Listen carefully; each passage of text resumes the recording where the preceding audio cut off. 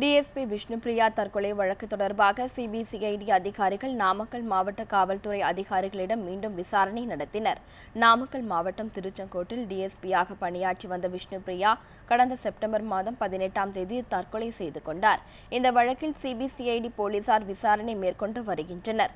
CBCID SP Nagajothi Vishnupriya தற்கொலை வழக்கு மற்றும் கோகுல்ராஜ் கொலை வழக்கு தொடர்பாக ராசிபுரம் டிஎஸ்பி ராஜு உள்ளிட்ட நாமக்கல் மாவட்ட காவல்துறை அதிகாரிகள் ஏற்கனவே விசாரணை நடத்தினர்.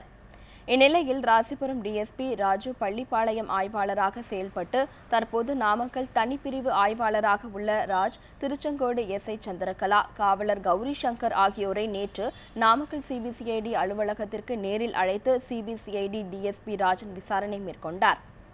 அப்போது விஷ்ணுபிரியா தற்கொலை செய்து கொண்டவுடன் தகவல் கிடைத்து சம்பவ இடத்திற்கு சென்றது உள்ளிட்ட பல்வேறு நடவடிக்கைகள் குறித்து 4 பேரிடமும் விசாரணை மேற்கொள்ளப்பட்டதாக கூறப்படுகின்றது.